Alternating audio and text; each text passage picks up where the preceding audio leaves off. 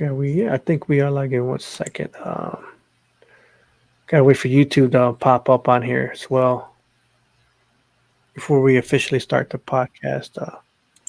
Okay, I gotta turn the volume off there real quick so I don't hear myself over again. This is going to be. This is episode 129. Okay, so we're gonna get started. We're gonna talk about Ryan's trip to Japan. Ryan, real quick, before we officially start the intros, how long was your trip? 3 weeks. 3 exact weeks. So Yeah. almost a month. Jeez, man, I don't know how you did it, but we'll talk about how your planning was on your trip. So let's start now. I'm going to play the intro. Let me go back to the right here. So welcome to the Chronoz Show. My name is Chronoz, and this is Ryan DRAYSON, who will be talking about his trip to Japan. So how you doing, Ryan? Good. How's everyone doing? Doing good over here. So let's get to the intro, and we'll see you right after.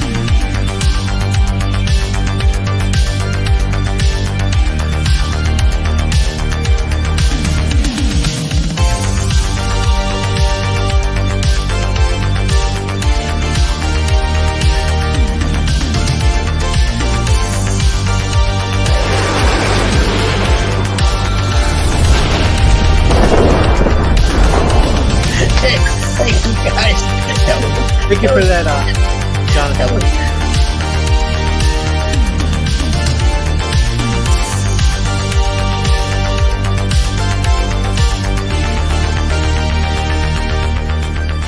Thunder, thunder, thunder, Thundercats! Ho!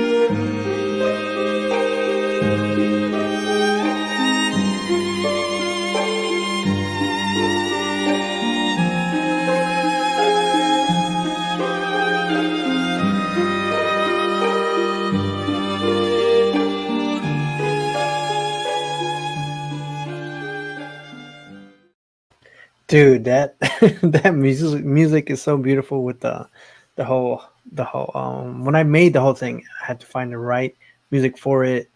You know, it was great Japanese instrumental, beautiful. So anyway, I like the way you put it together. So yeah, this is an episode where we're talking to Ryan DRAYSON, is a normal crew member from the Chronoz Show.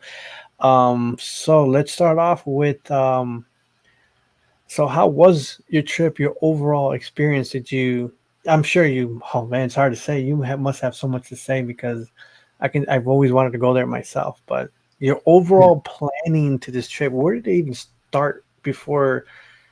What did you come up with? Just, you know what, I should go to Japan. You know, how did that go? That's a good question. I basically, it started kind of just like you said. I decided like I want to do this, and so what ended up happening was that I went for my 40th birthday was at the start of the trip. And so back from 2018, I'd gone with my parents to New York City, and I had a great time there. And just kind of something like I've always wanted to see Japan. I've always wanted to kind of have this opportunity, and just something in me was like, maybe it was because of the things that were going on in my life. I was freshly separated from my ex-wife, and I thought, you know, I'd like to do something special when I hit this milestone in my life, and something that I can kind of work towards and feel good about. And so it honestly just started as I'm going to do this, and I just thought I wanted to do it. I had no idea how I was going to get from I want to do this to here's the end result. So, you know, for yourself or for anyone that wants to be able to go to Japan, you don't have to figure everything out ahead of time. You don't have to have this big grand plan. You can just decide that you want to do something, and yes, you have to work at it. You have to take steps along the way to work towards making it happen. But and for me also, as a spiritual person, there's an element of faith. I'm a Christian. I believe in God, so I believe. I know for a fact there were things that were outside of my control that had to work out, but I put in the effort myself where it was needed to take steps along the way, and you just take small steps. You start with, you know, getting together the money to go. The plane is the most, the flight is the most expensive thing, as you would imagine. You figure out getting your hotels. I did all that through Expedia. I'm not sure if that's available in the US or not. Yeah. Okay, there's an Expedia. Yeah, okay. Because I went through a .ca, so I wasn't 100% sure on that. But yeah, you use a site like that. You get your flight, you get your hotels. Once you have that stuff booked, then you just kind of go from there. It's like, what do you want to do? What do you want to see? I don't like to kind of just wing it. So the further along I was in getting things done, like, so once I got the approval for the time off work to take my whole vacation as one chunk together, then I had to get my plane tickets, I had to get my hotels booked. Then each day it was, okay, so what do I want to do? Do I need tickets for the things I want to do? If I need tickets, can I just get them there? Are they more popular things? So do I need to look into how do I get tickets ahead of time? And just kind of each day, usually on my lunch breaks at work, I didn't take a huge amount of extra time to do things, but I would work away at what do I need to do to make sure that I enjoy the trip as much as I possibly can, and what do I want to do? So how do I make that happen? And even that, you don't do it perfectly. Like, there's things you don't figure out until you're there. Like, how long does it take to go by train, and not just like how long is, you can Google map how long the distance is and about how long that should take, but like, how often does it go? How long are you waiting there for the train to come? Things like that you don't really necessarily properly figure out until you're there going. So you know, it has some bumps and some learning curves along the way. How much can you actually get done? Hey, Letitia. Nice to see you. Plenty. Yeah, so I don't know. Does that kind of cover that well enough? I know I kind of talked about a lot of big planning. I was just thinking in the middle of what you were saying, man, if I try to plan a trip, I would go to the hotel, would not know what to do at all. Like, I would be at all, like, just to be there in Japan and just be like, holy crap, where's the first food joint I want to go to? You know, I wouldn't know where to start. But yeah, that's a lot of good planning that would take, you know, weeks or months prior to the event. So yeah, that must have been amazing. when you finally got there and you did all those things you did. Let me know throughout the 3 clips later on as we get to them. Whenever you want me to play any of the 3, I would like to replay the other one that we already played already because it's just a beautiful clip. But either way, so as we keep progressing, you just let me know when to play something. But let's see. Let me see. Let me get this one real quick. I was getting around with minimal English written around the city. I feel like Google Maps only gets us so far. Letitia's question. Okay, that's a good question and is also actually not as correct as you think it is. So breakdown, first of all, Canadian cell phone plans are very draconian. I hate the cell phone plans we have here with a passion. I would be charged. So I basically got by on Wi-Fi. That is not the ideal way to do things in any country. Japan, I guess, will let you rent like a Wi-Fi device, like a hotspot device, I guess.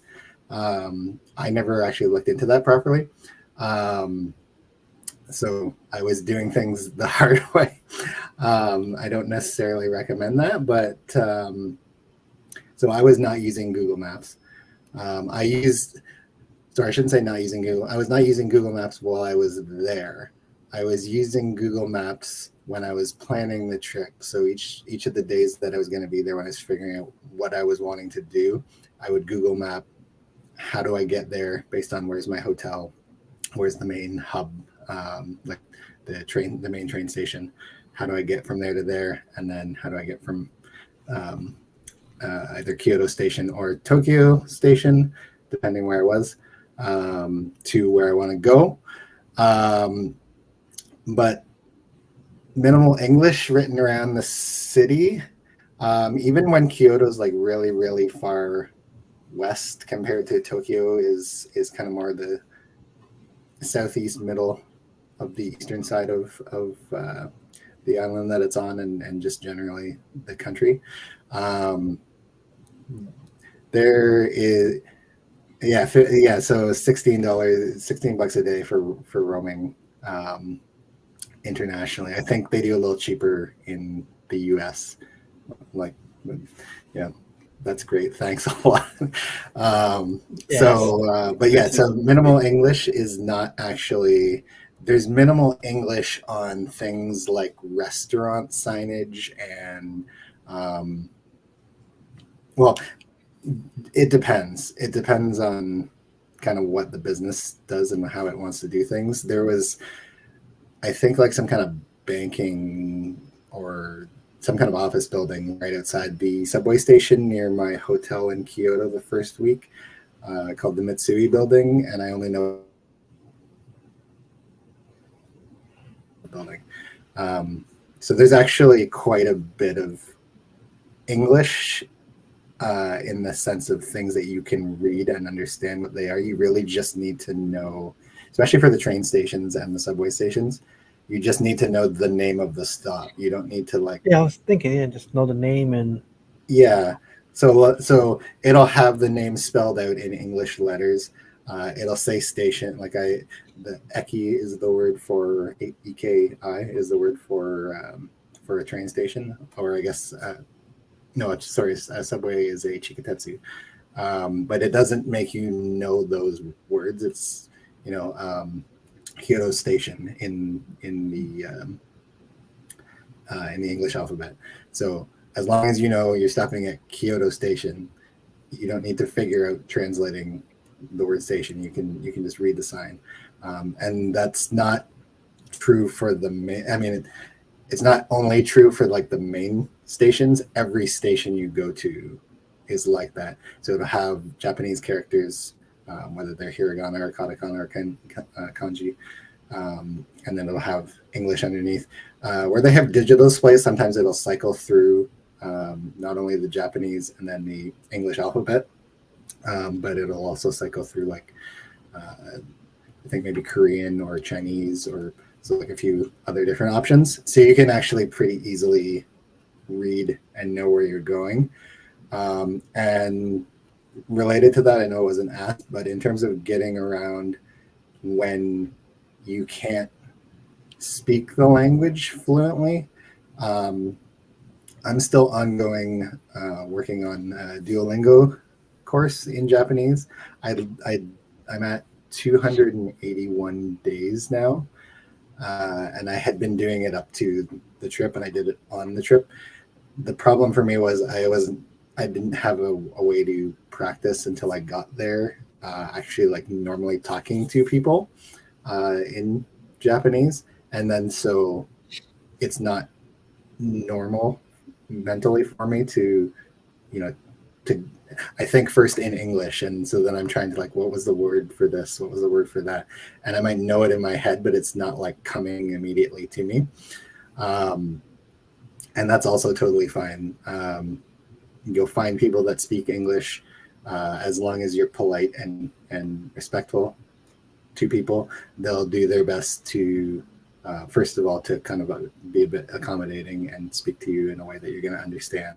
If they honestly don't know any English, there's still, I have a number of stories of people helping me get to where I wanted to go, because like I knew generally the end result, but maybe once I was off the train, I maybe didn't know exactly how to walk to where I was going, or if I was on the right track, if I was maybe going a different way. And I was able to figure out, there was never a time when there was times when I couldn't communicate with people because they didn't understand my language and I didn't understand theirs enough. But there was never a time where I did not get to where I was going because of the communication barrier. So that is not something to worry about being able to manage. I would recommend the planning ahead, but that's also just kind of more my nature, more what I prefer. But it's also very helpful to have an idea up front and then like try to figure out if you're kind of going off track from that, then just to kind of guess and figure it out as you go along. I'm trying to think. I was going to ask the question. Like, do people speak English, or which you kind of answered a little bit. When you did you go to like restaurants and such? You know, whenever you went to a certain location, people would always. Could you always find someone that would help you to speak English? Was it always someone that would be able to, like workers, like at a restaurant, or workers at a theme park you went to, or something like that, where people did speak English, or kind of, sort of? Again, yes and no. Ordering in a restaurant isn't typically difficult regardless of language, because they typically have pictures on the menu, or they have pictures somewhere. This is what I want, the picture. Yeah.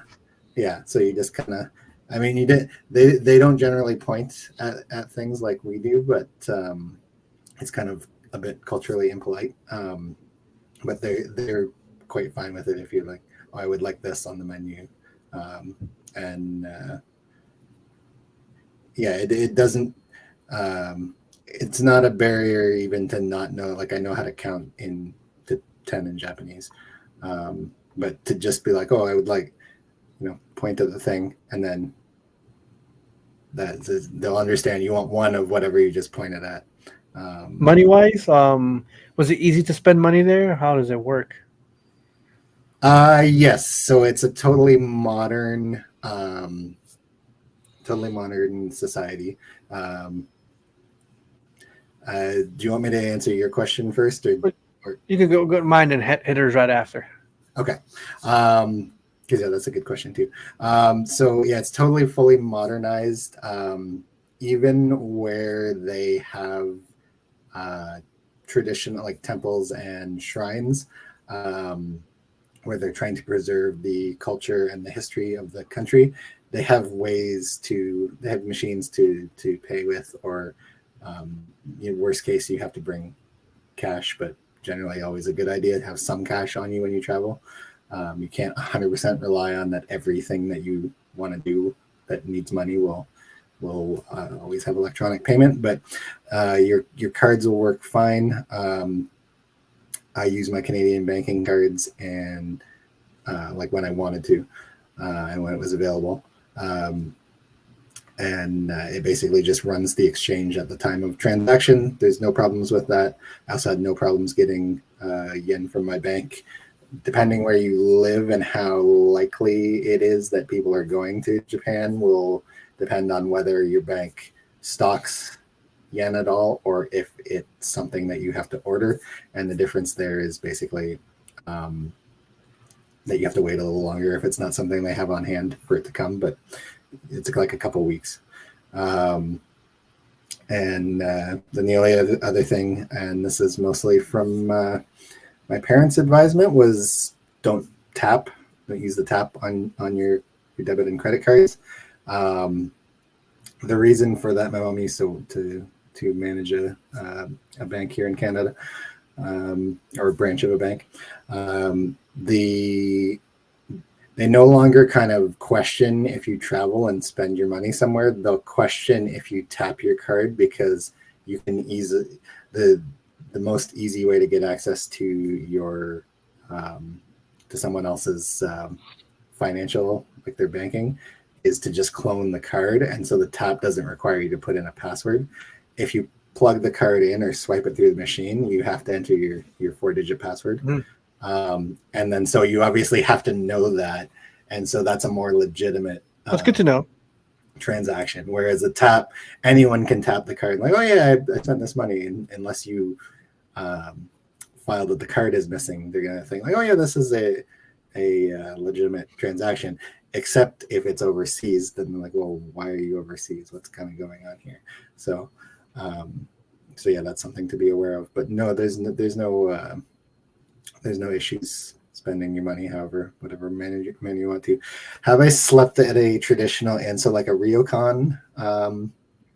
I'm guessing is what you're talking about, where there's the tatami mat on the floor and you sleep directly on the floor, I'm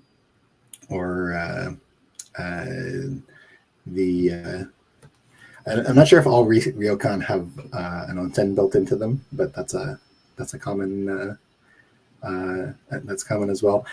No, I did not. The traditional rooms at the hotels I stayed in were extra.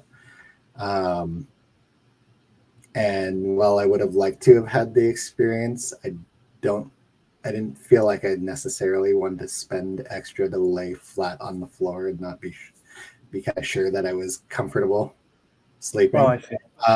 And that turned out I decided that beforehand, but that turned out to be a good decision, given like after the first day, and gradually got better through the time I was there. But just the sheer amount of walking I was doing, I would go to bed and like, I'm not honestly sure I'm going to be able to get up and walk the next day, but I have plans, so I have to. I walked a lot, yeah. In total, so your iPhone through the health app will track your steps. I subtracted the when I landed, because I walked around on the plane, and then the day I left, I forgot to kind of check when I got on the plane what it was at. So just the days in between, about 375,000 steps. So 3 weeks for how much again? For 375,000 approximate steps. Damn. Yeah, I saw all the locations in the photos you sent me, and the videos will play soon. Like, man, this guy must have been walking everywhere. I know he took some, maybe a train or something there, but you still had to do a ton of walk. Did you get good shoes for that, or did you like buy new shoes for the trip? Or because I would do that if I go to a trip, like to Disney or something like that, I'd be like, let me get some new shoes and something new. Yeah, no, and I should definitely should have.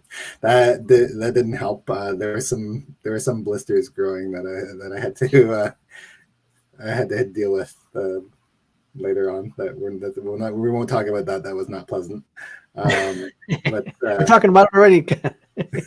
Yeah, we're getting the disgusting stuff out of the way, or the painful stuff. I'm sure that all comes along with whenever we travel places. There's always something uncomfortable with. For sure, blisters and whatever. But yeah, and you, when you decide to do something, you're like, how committed am I to doing this? I was committed to, if at all possible, I'm going to go to every place that I've planned to go to. So if that means that my body's going to be trying to kill me and suffering, that's how it's going to be. and I will do this until I physically can't. Basically, It was worth it, I'm sure. it was, yes. The if I can say kind of overall for the trip, how I felt about the trip, I'll sum it up this way. I'll say how I felt about the trip by saying what was the most disappointing thing while I was there, because I don't know if you would have asked me that, and I don't know that it's necessarily something that anyone would think about, and probably is confusing as to why I would pick that to say kind of how I felt about the trip. The most disappointing thing was leaving Japan. Everything the entire time there was like bare minimum, exactly what I was expecting, and if it wasn't exactly what I was expecting, that goes with more enjoyable. My question that goes with it: has your love for Japan grown even stronger after this trip? 100%, yes. I would rather go back there than go someplace new. And if I could figure out how to make it work, living there, my problem with living there, one is my kids are here, and I have to at least live here to see them grow up. When they're adults and they can travel, that's and more like I'm at retirement age far in the future, then maybe that's something that I'll think about more seriously. The kind of other problem just being the logistics of figuring out how to like what are their kind of rules for that, like as a foreigner and not working, because their work cultures, not having experienced that, seems to be very focused on like that's your life, and that is not the kind of person that I am, so that wouldn't be a good fit. But yeah, I would 100% go back in a heartbeat, and if I could figure out how to make the living circumstance work to be there more consistently, I would absolutely do that. I could make that lifestyle work. So you walked the cities of Japan a little bit, right? And you have, yes. Yep. So how were is this, I don't know if this is an odd question. How were the smells? Can you smell the food, and can you smell the smells of walking the town of Japan different from where you're at? But I was just imagining, like, man, I kept thinking, man, I'd be smelling the restaurants or the food, the sushi or something. Tell me about that. Yeah, when you're near to restaurant, yeah, you can generally kind of smell things wafting out depending on when the door is open. I mean, it was technically winter, even though the weather was actually quite good for, like, it was never really much off of 8 to 10 Celsius. I'm not sure what that is in Fahrenheit. Canada, we do Celsius, so it was generally like a nice kind of spring fall day weather. I didn't find too many places would the smell carry that much. I think they're kind of mindful as they are about cleanliness, about not kind of, they want you to come into the restaurant, but they don't want to kind of intrude on whatever it is that you're doing, or just intrude on your experience, or just like people's normal day to day. So they more kind of like make things look nice and appealing and keep them clean.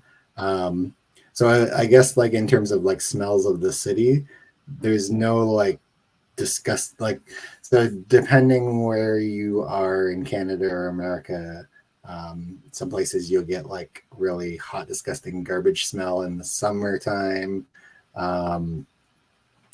In Japan, there's no kind of overall smell of the city. They keep everything meticulously clean. So if you go to a subway or a train platform, like where you stand to get on the train or the subway, they have someone with a little not a hand vac, where it's kind of portable, thin and there's just like a head at the bottom and a little kind of canister by your hand. Regularly vacuuming the platform and then vacuuming the stairs, vacuuming the escalators. They keep everything immaculately. I figure they seem like more of a clean. I always hear good things about how cleanliness or Japan is in most places you go to. So they want everything to be nice, and they don't want to. A good example of how they don't want to kind of intrude on whatever people are going about doing in their day is on the subway or the train. You commonly just kind of quietly, respectfully, just kind of sit there. If you, I did see a guy playing a Switch on the train. A lot of people were playing stuff on cell phones, but one guy was playing Skyward Sword. One day I was going, I think when I was coming back from the fish market, and they just have like headphones on, and you keep the volume low enough where it doesn't bleed out, like so it doesn't come out the side of the ear. You can't hear anything that they're watching, playing, whatever. So yeah, they kind of don't want to. Like, I'm sure they want you to know what the food smells like in the restaurant, but they're also not going to like just let it vent out like an American eatery or a Canadian eatery might to try and draw you in. Okay. I don't know if that quite makes sense, but overall, go ahead. Oh, I just did want to get back to when Letitia asked if I slept at a traditional. Okay, yeah. I didn't sleep at one. I did. There was one where I got I went to the location and I got pictures at it.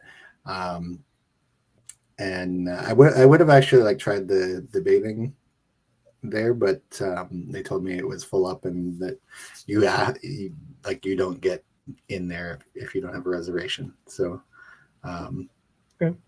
yeah. How's that different?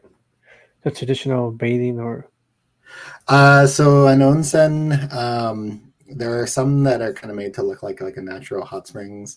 There are some so you see the kind of probably the most common or the way that's going to make the most sense to someone who hasn't been in Japan and hasn't looked into the onsen culture, and especially on a gaming channel, is in Animal Crossing. The baths that you can buy, there's that one kind of like made of stone and it's circular, and then there's the wood one that's like a square with seats in it. Those are kind of what you see. I'm thinking hot tubs. Yeah, so yeah, it's the square one is not too different from a hot tub. That style has more like a traditional sort of like the wood spout rather than water pumping into it. The one at the hotel I stayed at in Tokyo was like ceramic tiled, so it looked like a standard hotel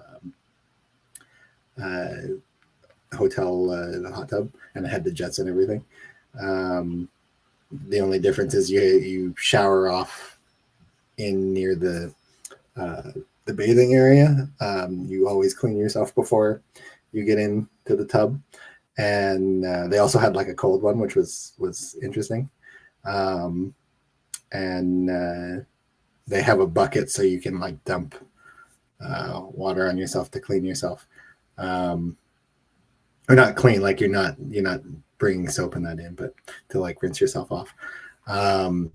You also don't typically let your hair touch the water. They find hair is just kind of dirty no matter what you do. Like you can have freshly washed it and they still kind of just culturally consider hair is dirty, so you don't let it touch the water.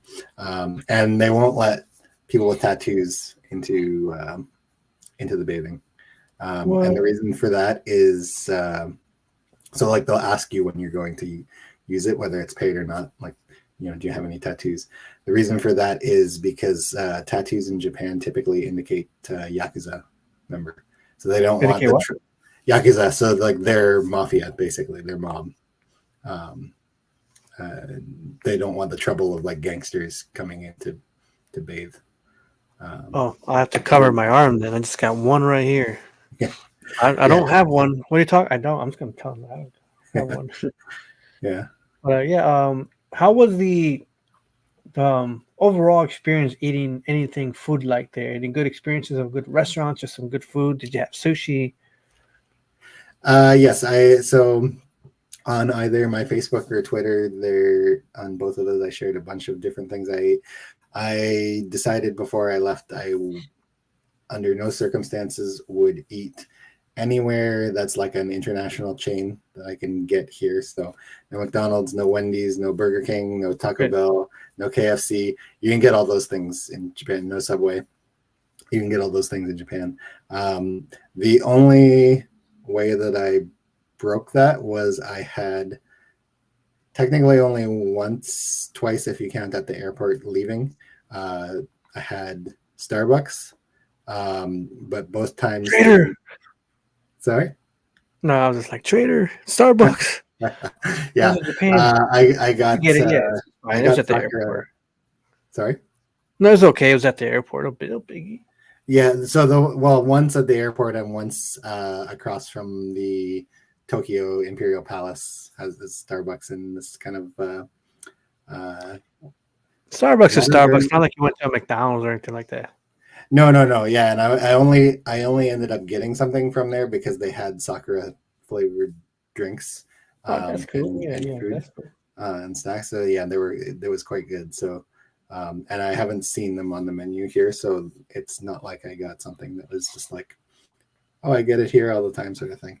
Other than that, I only ate at Japanese restaurant, whether they were a chain or just a like place to sit down and have some ramen or different foods. I only ate traditional, or what I understand to be traditional Japanese food. I had sushi twice. Once at the Kyoto train station. There are a number of restaurants in the train station, and generally in most train stations. There's lots of shopping and food. It was one of those kind of conveyor style sushi restaurants. So the chef is making the plates. Nobody serves it to you directly. It just goes on a conveyor and it's traveling around in this kind of racetrack loop. And you pull off the plate that you want to eat the sushi, that it looks good to you. Their display outside will explain to you. It'll show you kind of like what they have to offer, but it more explains to you the different ways the plates look indicate. So they have kind of like a chart of increasingly more expensive plates of sushi. And so you look at it and you see like, okay, so what I want to spend is based on what the plate looks like. So I take plates that look like this. So like I would get ones that were white with kind of a red or blue band around them. And those were the cheapest options. And if you got something that was like this nice kind of black looking with like a very ornate pattern on it, then that was a much more expensive sushi at this restaurant. So at the end, they kind of scan with a phone all your stack of plates, and the receipt comes out and you take it to the cash register and pay. The other place that I ate sushi was the fish market I mentioned earlier in Tokyo. It used to be where they caught and processed the fish. They still process there, but the actual fish market, like the fishing, is done elsewhere, somewhere nearby, but not there anymore. And so there's a number of sushi shops, like sushi restaurants, just in around there, and they're making it fresh for you. So I watched the guy like chop it up and ball the fish onto the rice, and watch the meal get made, and they present it to you on this nice kind of wood platter, and that was excellent. I don't know that I can eat sushi anywhere else again after that. Like having it freshly made it's hard to find a good spot for some good sushi. Yeah. Well, and the hardest part in Ontario is we have lakes, but there's nowhere that really does a lot of fresh fish. So if you're not getting it fresh, it's not good. Like, you can't get the best quality of sushi without it being freshly caught fish. Well, I'm sure it's a lot more better in Japan. Oh man, I can tell That you that. too, I mean, yeah, I do for love sure. sushi though. Yeah. So let's I'm gonna play the we're gonna start off with the main clip. I have a question about the deer. Tell Okay. me Yeah. more about that experience. Let's play that real quick. Then later on, we're gonna play the other one. I'll play them first. This one. Talk about the favorite parts of those locations you were at. Yeah. Let's go with the first one. We did play that earlier. And then tell me about experience with the deer after this. Okay.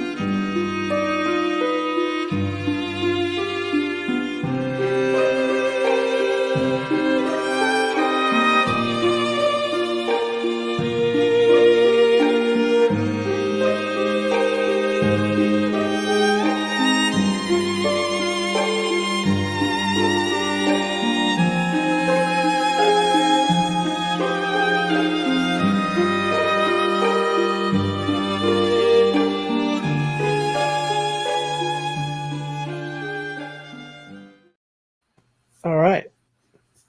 So give us a little bit about your favorite parts in that. The photos that we put together. And your experience with the deer. How did that come up? Okay. So yeah, I'll start with the question about the deer, and then we'll go into. There's a lot to unpack in terms of highlights from the trip. I know I sent you a lot more pictures and video, and you put that together very well into a few different clips that we're going to do. I really like how it turned out, the music that you picked, and just how you put the things together. So we'll try to kind of get to each thing, but the deer. So I found out through a coworker, and as well as I got a lot of tips from an acquaintance online.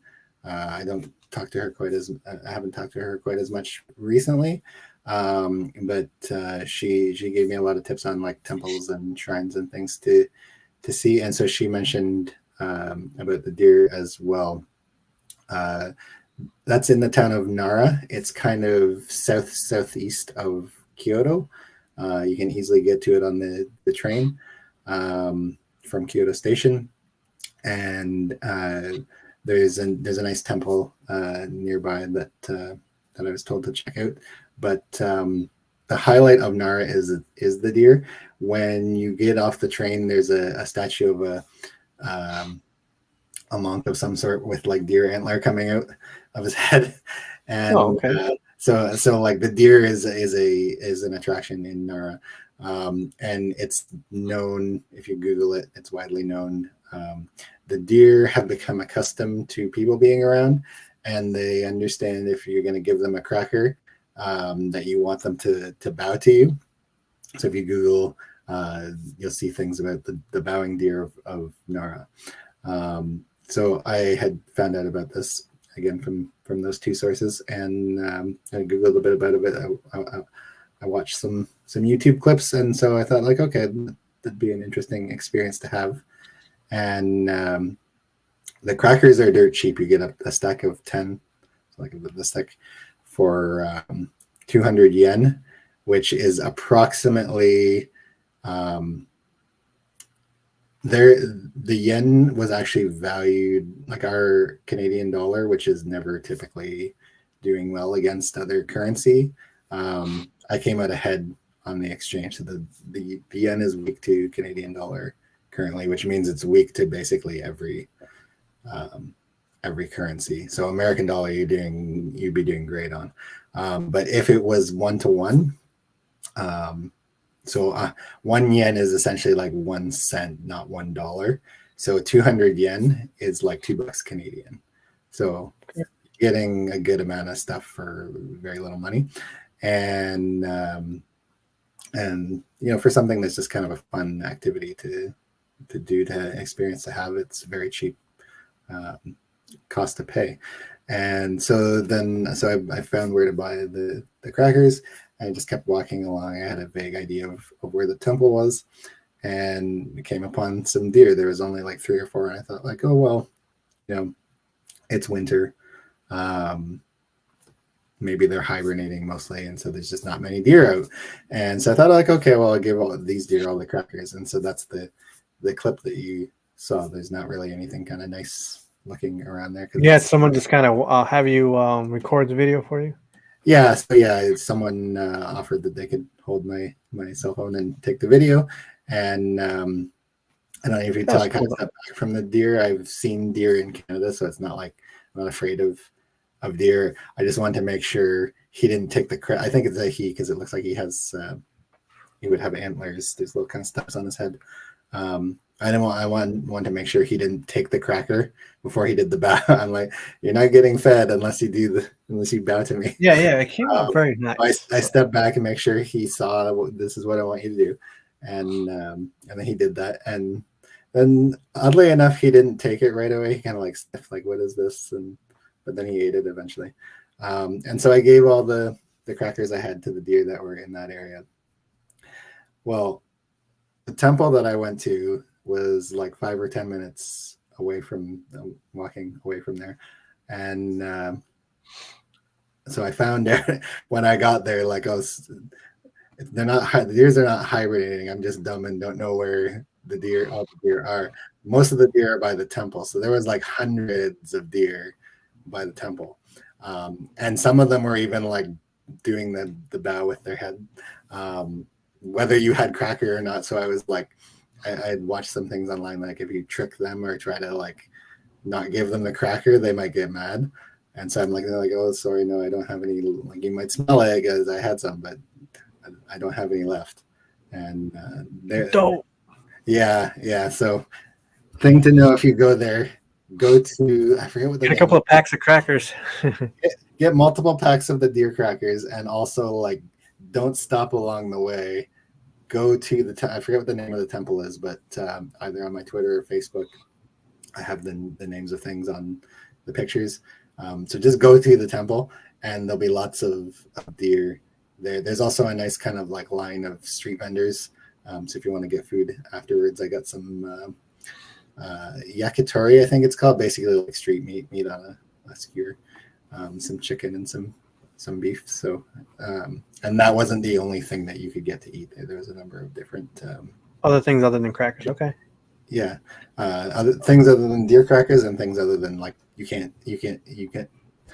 not just getting meat on a stick. You could buy other things that you want to eat around there. So they tend to do that at a temple or shrine. Yes, it's like a spiritual place, but they also like very quickly set up shops around it, and they want you to spend money there and make it like a tourist thing. So yeah, they're not kind of as things are sacred to them, but not in the same way they are here, where like you don't sell stuff in a church, or you don't kind of like, these are separate activities. There it's like, oh yeah, we'll set up a bunch of tents and things that you can buy, and like souvenirs from the shrine or the temple, and like, oh, that's all fine, they're helping our commerce. And that was an interesting difference I didn't expect at all. Yeah, it seemed like a really nice experience to do that. Yeah. And then so the other things in the video, so the first thing that you see, I wanted to make sure I got the video. I took a lot more pictures than video, but I wanted to make sure I got the video walking through all the torii gates, the red torii gates. That's Fushimi Inari. It's very well known. Miyamoto's been there a number of times from Nintendo. And it's not that far from their head office to get there. You most efficiently go by train or subway, but it's not a far walk even. and that's actually where I think they showed clips of it in the Star Fox Zero when that came out for Wii U, when they were announcing it. It's actually what inspired Star Fox. Like the fact that there's all those gates lined up was the initial inspiration. Like, oh, what if we had some kind of game where you flew or did something through a bunch of gates? And that was the sort of initial idea for Star Fox, came from Miyamoto going to that location. It's a nice, beautiful, unique kind of, like, you see those gates all over the place, but nowhere else do you see them like that. And they go all the way up a mountain. There's a nice mountain view about halfway or so up. And by the time I got there, and with all the walking I had done over this many days, not only going up all the stairs up and up the inclines up the mountain, but just the number of days I had been in Japan at that point. Halfway up, I was like, I don't think I can physically go the rest of the way up the mountain. So I didn't get any further up. But if that's enough, let's go back down. Yeah, I've experienced this. This was a nice experience, but now we're gonna go back down and not get too tired out. But yeah, it was really nice and very beautiful place to be. And I like the Nintendo connection on top of just the value of going and seeing something that looks that nice and obviously is important to them. They keep up things, like they take care of things very well, in addition to being very clean. So they'll take care of the condition that all those gates and the shrines and the temples and so forth are kept in. I have no idea what they do for. There's this one that was like, I think it's gold leaf coated, but the whole building looks golden, the whole temple. And I have no idea what they do to care for that, but it looked like immaculate, and it's an old building. I forget if I sent you the picture of that. I think I did. Which one? It's like a golden temple. It's on like a pond or small lake. Not sure if I remember that one. Yeah. For now, I'll just kind of move on talking about other things that were in those clips. What else was there? I won't say too much right now about Toei Studios Park. That was the building with the ninjas climbing out the side of it. They do a lot of filming of period piece movies there. They also do anime. I believe there's pictures in the second clip that show one of the particular popular anime that they've been involved with. And I'm gonna leave that till we see that, because I think that will be kind of cool and might get some positive response in the chat. So we're not going to spoil that yet. But it was fun. It was a good experience for the day to go to. I got to pose. One thing I can say that I don't think was in the pictures, definitely isn't in the clips, is I got to pose with a guy dressed as a ninja with a sword, and then one of the poses they asked me to do was like that I was killing him, and he did this kind of like I'm dying kind of pose. So that was really fun. They're very good about, like, we want you to have a good experience no matter who you are. If you're coming to something or even just day to day, like, they want to help you be able to get where you're going. It's unacceptable if you're going to be late, so they'll try and help you avoid that. They just generally they generally think about other people and consider other people, consider people as a whole rather than just, the individual. And they consider, like, are you going to have a positive experience or not, and try to help with that. That's a lot of what made me want to go back, and if possible, that I would like to live somewhere like that, is just how welcome you feel being there, and like how people just seem to care that you're having a nice time, and that you're happy being there. But everything is about having a positive experience. Even little stupid things like you pay for something and they hand you the receipt like it's a gift kind of. They're like presented like, oh, here. Sorry, I don't see if you can see my hand. So like, here's your receipt. And I don't know what, like they don't say here's your receipt. I'm not sure if they say something in Japanese or kind of what, but they'll present it to you like, yeah, here's your receipt. Everything is about making you feel good and have a good experience. Even like coming into shops, there's a specific type of welcome that's like you're welcome to be in the store, and they'll say it. I don't know. You've probably gone to like fast food places or restaurants, and it's not dissimilar in Canada. It's like, oh, welcome to, welcome to Burger King, for example. And you can tell the person's like, I hate my job. I wish you weren't here. Please go away as soon as possible. Yeah. Or just like pay for your food, get lost. Oh, yeah. Yeah. As soon as possible. Yeah. That's not different in Canada as much as people are like, oh, you're so nice and friendly. Like, not in that way. And also it very much depends on where in Canada you are. However, in Japan, they're like, the tone that they have is this cheerful, friendly, like they are happy that you're here. And everything that they do in this store is to make you have a good experience. And like they'll try to be helpful. And when you pay for things, they're like, oh, thank you very much. They thank you like 3 and 4 times for just doing a purchase transaction. And at the Nintendo store specifically, we'll get to that later. I think that's in one of the clips. They will make sure like, oh, you can get gold points on your Nintendo. You have a Nintendo account, you can get gold points. Please connect to the internet and scan this QR code and your purchase will give it. But you have to do it before. They'll explain to you, you have to do it before, because if you complete the transaction, then they can't, however it works, it doesn't give you the points afterwards. Uh-huh. They're very sure like, oh, do you have a Nintendo account? We should be giving you these points.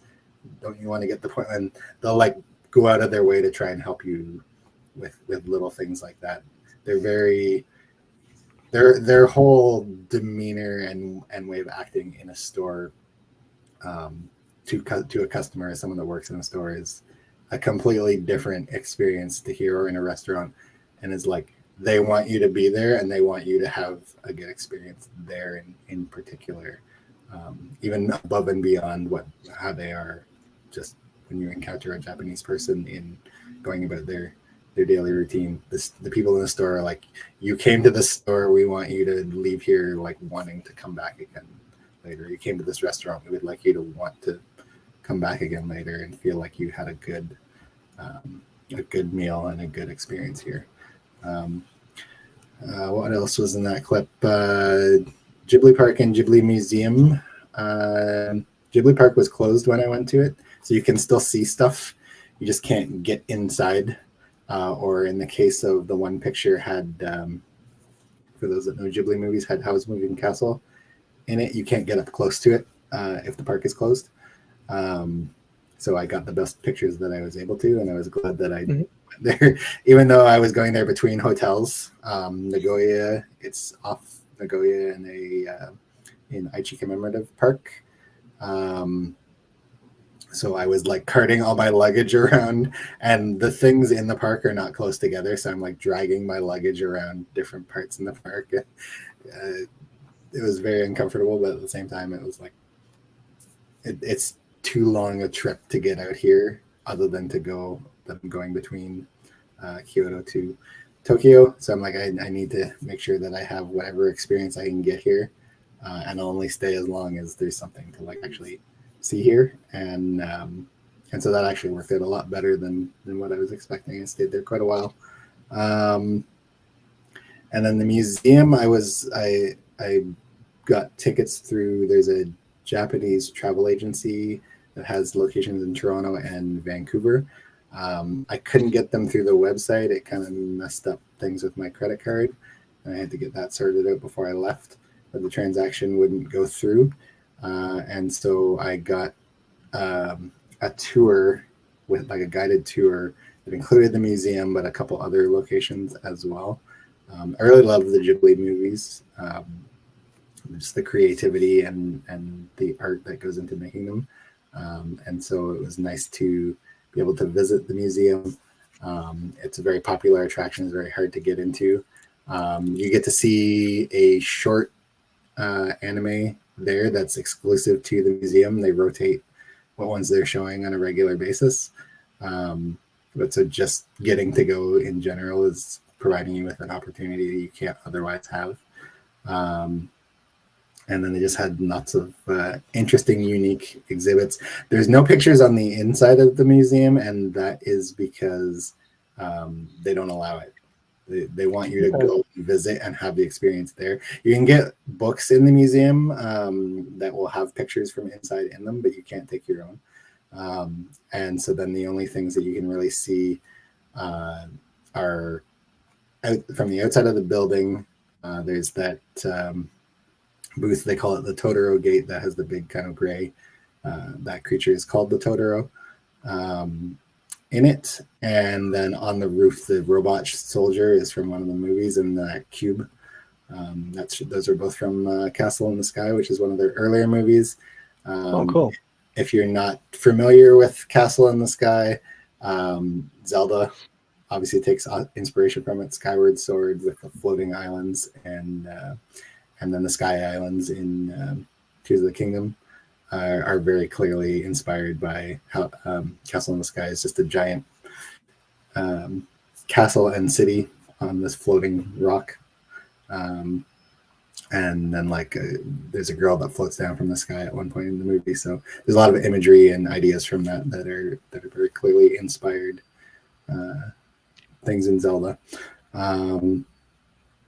So I think that covers everything that was in the first clip. All the buildings were at Fushimi Inari, and the things with the fox statues, fox spirits are commonly seen at Fushimi Inari. They're considered to be like the guardian spirit of that area, and I think that's also played into the inspiration of Star Fox. Why fox is a fox, basically.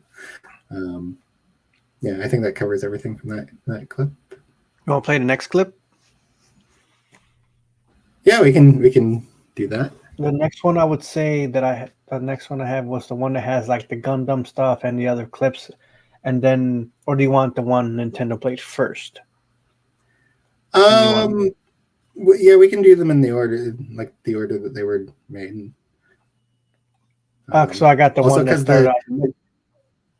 Go ahead. The one with the Gundam has stuff from the Ninja, like the Toei Studios park in it as well. So I would say that kind of feeds in together well. So let's play that one next then?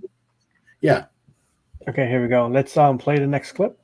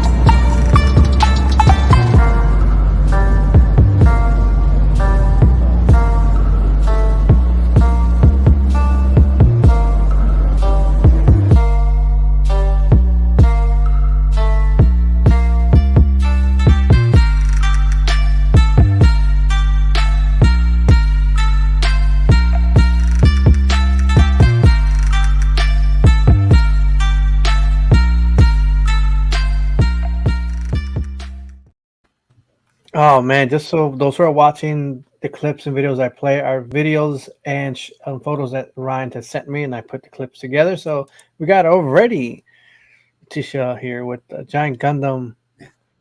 It's probably the biggest thing I'll look forward to if I ever go to Japan.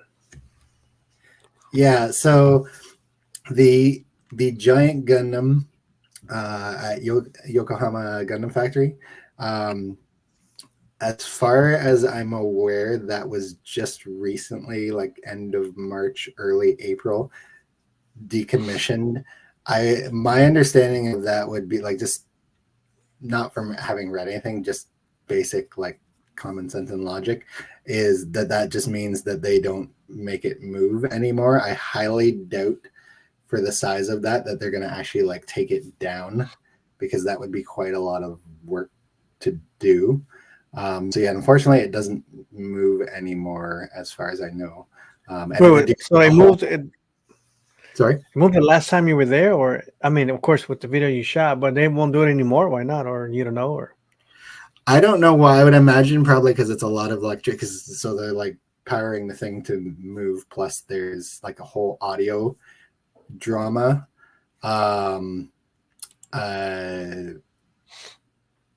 Like, so you hear a character talking, and there's like music from the anime, and I will answer that shortly. I'm coming to that. So I did see that you're talking about both of them. So I will get to that shortly. Just with, and so it, like you could see at the nighttime shot, it lit up. I got back in the daytime and like actually got up near it. The footage wasn't as good, so I didn't send you that. Just wasn't moving as much. It was earlier in the presentation. I didn't stick around long enough to get the whole thing. I mainly just wanted the pictures of like at its feet and seeing all the way down to it. But like for something that's, you can kind of see in the nighttime shot what looks like maybe some people, I don't know if it was like the last showing of it, and some people got up into the near the head. You can see what looks like people. And there's like a viewing platform. I know there's a viewing platform up there that you can pay extra to go into. And so like they're smaller than the size of its head. So something of that size and scale, and then all this, like it moves back and forth from the platform as though someone is like going to pilot it. Things kind of swing out, and it's got to take a lot of electricity to power that. So I imagine just like the money they're making isn't maybe covering the expense of doing that regularly, or I don't know why they've decided not to keep doing this. Is kind of my guess, but the sheer cost of totally taking that apart, I highly doubt that they're probably just going to leave it there, because I'm sure people will either still pay to go see it, or at the very least, like people will want to see it. So there's like they call it the Gundam base, a Gundam model store at that location. They also have them all around Japan, but having something that's there and there's nothing really else around that area to go and see, will draw people to come out that way. So I would imagine it will still physically be there. The other smaller one, the Unicorn Gundam, is in Odaiba, which is a man-made island in Tokyo, and that one doesn't move, so I expect that will still be there. There's also a Gundam base location there. And then so the Ava, do I think they'll keep the Ava? I can't say, being from another culture, that I would guarantee it, but I would pretty likely guarantee that they'll keep that. I would lean that way, and the reason being is, so that's at Toei Studios Park. And it's on their brochure as kind of one of the attractions to entice you to going there. So it's something that they kind of factor in their ticket fee for you to get in.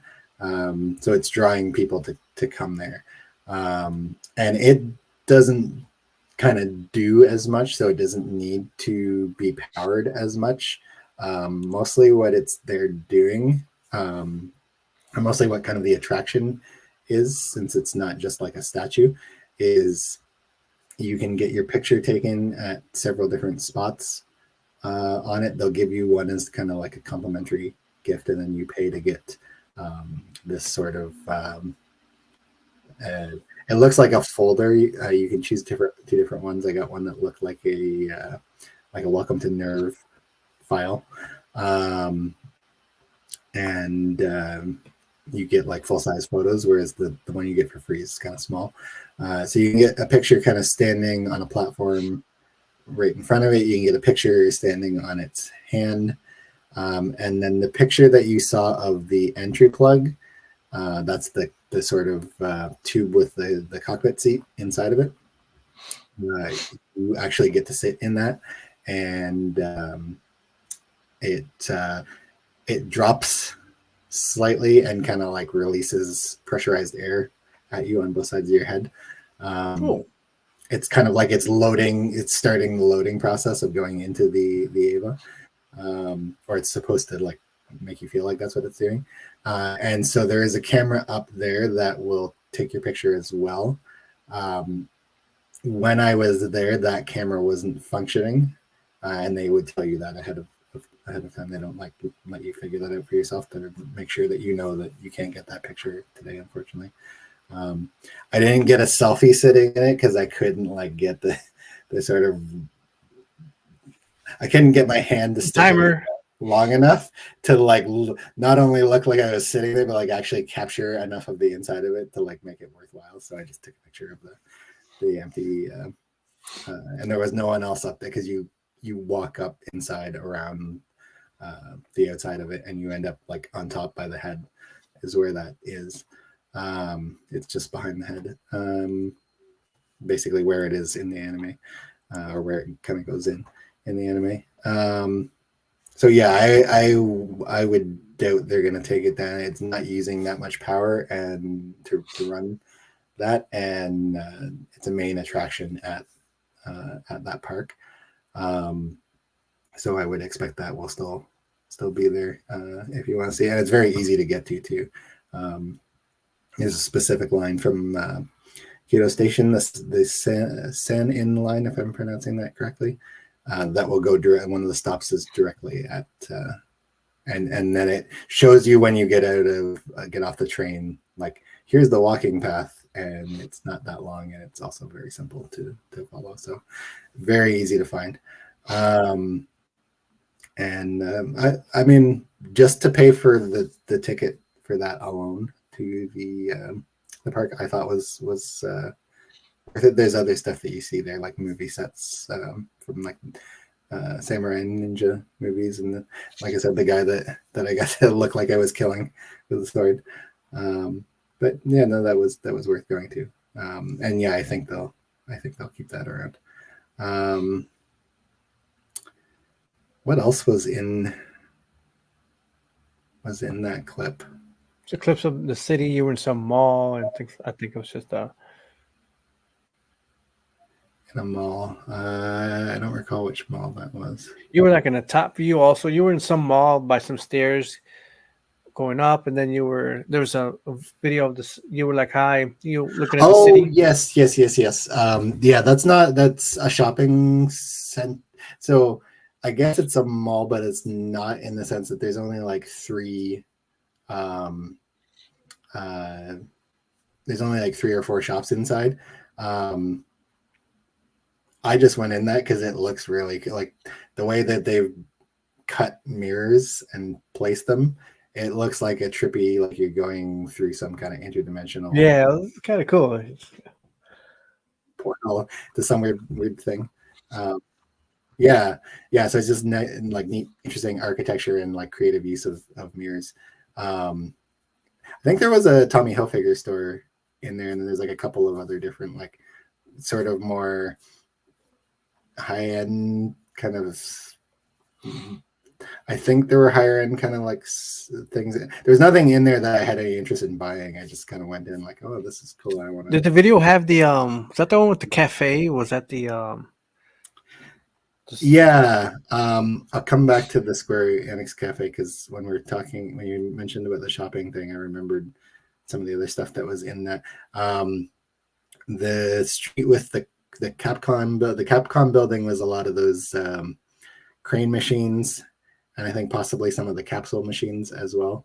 I did buy some things for my kids out of a capsule, where you put the coin in and it gives you a little capsule with a toy in it. That street is nearby to that weird looking, cool looking shopping thing. The where all the people are walking, that's Scramble Square in Shibuya. It's a popular tourist area. I think it's featured in a Square Enix game. I want to say The World Ends With You. I've never played that. And then like the building behind it, the 109, is very popularly known. So that's more of a shopping area. There's a Nintendo store not far from there. It's just interesting to like see people. You just see like a sea of people going to, do whatever it is they're doing with their day. But you could pay for a drink and get a nice view of above the square. What else was in that? Was that the Sony place you were at? Sony. Yeah. So the Square Enix Cafe, and then the two buildings at the end are Square Enix's headquarters, where their office building is, so where they make the games. And the other building is where Monolith Soft is, that does the Xenoblade games, the company that did Xenosaga as well before Nintendo bought them, and originally did Xenogears when they were part of Square Enix. The Square Enix Cafe is in Akihabara. There was a lot of pictures of just stores in Akihabara, a lot of gaming shops there, a lot of anime and manga shops there. I'll say as well, you very quickly, if you're not careful, even just in like a gaming store or a manga store, if you're not paying attention to the kind of like posters on the wall as you're going up the floors, you can accidentally wander into where there's some more adult merchandise, and your indicators become more and more revealing as you're going. So like, if you start noticing that, you're like, okay, well, I'm probably headed towards the adult section, and that wasn't where I was intending to be, so I moved Where's on. that at again? What location? I mean, you don't need to be directed to it. It kind of like is in. You might walk into it. Very like you walk into a game store, you walk into a manga shop in Akihabara, because they're all multi-level buildings. If it's not like specifically part of a chain like Bic Camera or what's one of the other ones? I can't think of. It was not like a chain where you've seen the stores in multiple different locations around Tokyo or around Kyoto. It's just kind of like a one-off store. Then most likely, the higher up you get, you'll notice more revealing posters of anime girls, and that will indicate to you that you are traveling into more adult content, be it gaming, be it DVDs, be it like depending on DVDs in like an anime store or manga. Did you say anime girls? Let's go. The posters are even like on the ground floor where they're fully dressed. It's more common that you see, at least in Akihabara, that you see anime characters than pictures of actresses or live people. And yeah, as I said, you don't have to be looking for adult content. It kind of like is just, at least in Akihabara, it's very plentiful. Like you're not looking for it; it's just there. So I figured that out after not too many experiences like that, and from there you make your decision as to what it is that you're wanting to get out of the experience. As I said, I moved on to doing other things. So the Square Enix Cafe is what you want to know. about. I went there twice. The first time had, I think the first time is maybe what the picture you showed was from, in that clip was from. They were just doing an Octopath Traveler 2 themed menu. I've played the first one. It was okay. It wasn't, there was things about it that were not entirely to my liking. So I haven't played the second one, and I wasn't really interested in getting things themed around characters I don't really know anything about, or a game series that I'm not as excited about. I was in Japan for Final Fantasy VII Rebirth. Came out on February 29th. All That was one right. of my last days in Japan. So I was like, oh, I got to go to the cafe on that day. And they did tell me when the first time I went, like, oh yeah, we're going to do, like, it's coming up to do something Final Fantasy VII, but it's going to be on the launch day. I'm like, okay, so I'll come back.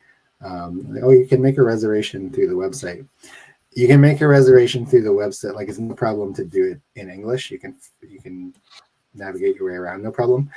The problem is you have to have 2 people to make a reservation. So I was like, oh, okay, I'm not getting a reservation then. And for the launch of a game like that, like something that big for Square, you're not showing up that day and getting it. I did try, but that didn't happen. You should have just said you should have did it for 2 people and then just said it and just went there anyways, and that person's coming there in the bathroom. I don't know, something. Yeah, I don't know. Maybe I should have. Maybe they might not have liked that too well. But the positive though was, one, they have a shop of merchandise there. You could actually buy the game the day it came out at Square Enix Cafe, but you can also buy like a lot of merchandise. Acrylic stands of characters are really popular in Japan. I thought like it might bring something like that home, so I didn't buy one of those. You can get like music boxes of themes from the games. You can get a book of what they called postcards, but they're basically just like shots of the characters and scenes from the game, and like promotional art from the game. You can get music there. You can get, I mean, people seem to like, there's like plushes of like Cloud and Tifa, and that's also not really my thing, but you can get those there. So there's a whole lot of merchandise to see at the store and to potentially buy, but at the cafe, sorry. But also, so I said I couldn't get in. You can do takeaway, like take out orders from there. And so some of the items are the same thing that you might get, or similar things that you might get. Actually, I don't know. It might have been exclusive in the restaurant, exclusive outside. But anyway, you can get things that are themed. I got like I tried all the drinks. There's a Shinra drink. It had like some mint in it, awesome. But you got like a sprig of mint, and it was like a citrus drink. There was the Tiny Bronco, named after the one little smaller plane in the game, and it kind of had like a strong lemony kind of taste. Like it was kind of like it's supposed to have like a kick, like the plane taking off, kind of was the idea. And then the third drink was Calm Noir, which is it's sort of like a grape flavored beverage. And it's made to look like it's dark color. Calm is the first town in Final Fantasy VII you come to after you leave Midgar. And so all the drinks were good. And then I got like a pork bun that looked like Cat Shi, the little cat character, the giant Moogle that he rides on, like the big fat white thing. The sort of bun the pork was cooked in looked like him, and they gave you like these little kind of cracker things to make his ears, and it was good. The food was good. And then they give you coasters. Any kind of pop-up or themed cafe seems to do specialized menu items, and they'll give you like coasters of the characters, or they'll give you like a what I guess is a placemat, but it's like a nice kind of like mini poster basically of something from the game or the anime or whatever that it's themed around. The Evangelion thing, similarly, there was a theme cafe, and I got like a purple curry on rice, and the rice was actually, so Letitia will know, the pyramid that is part of Nerve's base in Evangelion. They shaped the rice into the pyramid. They had like a little sort of cracker thing on the side that was shaped like the Nerve logo. And then the curry was purple to be like the Ava 01 color scheme with some like asparagus, I think, or some kind of like green vegetable to mimic the highlights of the green highlights on the robot. And then so there similarly you get coasters that have like the characters. So you buy food, if it's off the theme menu, then we'll give you here's a free item, but it's like a random chance as to which character you get or what scenery if it's on a larger item. Yeah, they seem to like to give out that sort of like a gift thing if you go to something that's more kind of specialized like that, which is nice because I'm paying to eat the food and the food looks good and tasted good, but then like, oh, here's something more that you can have. Oh yeah, thank you. Sounds like a lot of fun. Yeah. If you like the thing, it's an extra incentive to go to something that's themed around that than just the experience of it. So yeah. That pretty much covered that clip. Pretty much you're up to. Yeah, I think that covers off everything that was said in that. I'm sure there's a lot to talk about within or as much within the next clip. Is a lot of the Nintendo stuff. Let's play the clip. Let's talk about it, and then we'll be finishing up at after that. So you want to play it now? Yeah. Okay. Yeah. This will be the little longer one. Here we go. 3, 2, 1.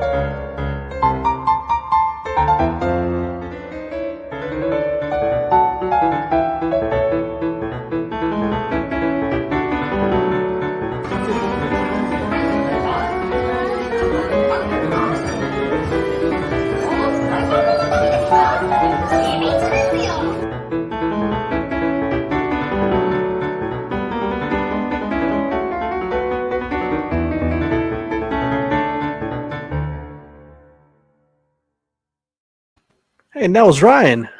That last one. Yeah. All right. Tell us about that. All right. So just to kind of cover off first what is in the video that's not Nintendo there is all from the Osamu Tezuka Museum. If you've ever seen Astro Boy is highly recognizable. He's in a couple of those shots. Otherwise, if you've seen Blackjack, it's a character that's got like a scar and his face is kind of discolored. I haven't seen that one, but I recognize the character.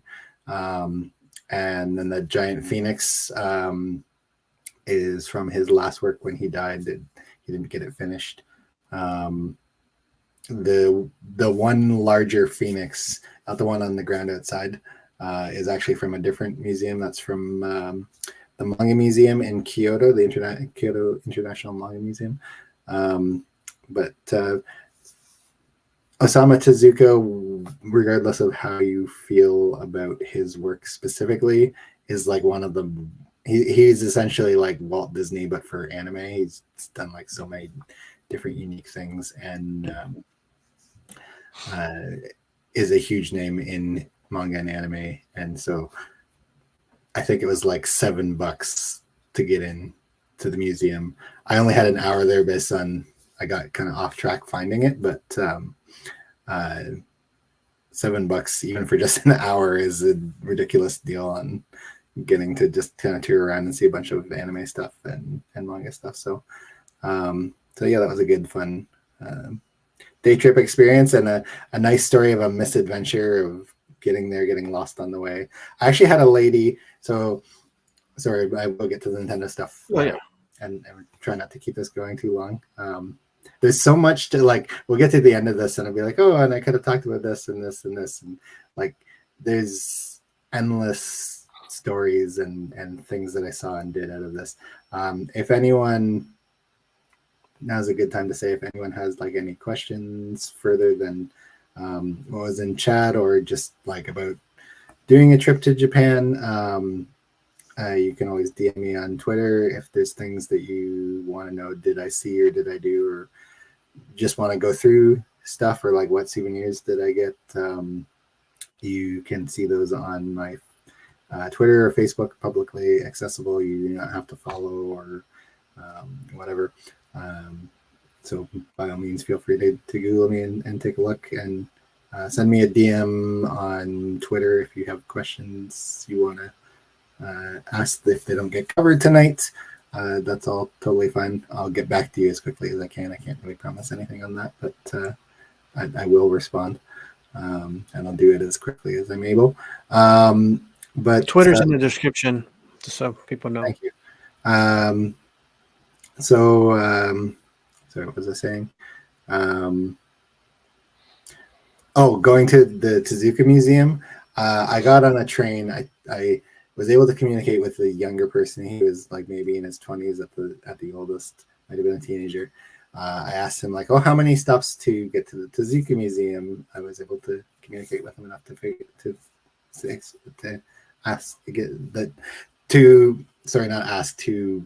have for him to understand that that's what I was wanting to know. I was able to understand with like 4 stops. Like, okay, so I'll just sit and wait on the train. This older woman, initially, like I wasn't even sure like she had paid any notice of me, but eventually she came over and she seemed very distraught, and she was able to get someone who could speak some English and was able to help me understand like, no, I was going completely off track from where I need to go. She's trying to help me to get back on track. And so, please follow her. So she gets off the train. I'm like, please follow. And I follow her down to the station office, where they'll typically have like an iPad, or they have this translation device where you can pick a language. They can pick a language on it. They hold a button, you speak, it then translates in text on screen. They can read what it is that you're saying in Japanese properly. It seems to work better than like Google Translate, an iPad, anything like that. So when they have that, it's especially good. But an iPad, you can generally get by. So we worked out what did I need to know, where did I need to go, and they show you kind of the map of the how the different train lines connect. So I got back on track as to how to get to the museum. But she got off the train and she made sure that I not only got there, but that he explained it to me clearly enough that like, oh, okay, I know where I need to go now. And then she went and got back on the train going wherever it was that she was actually going.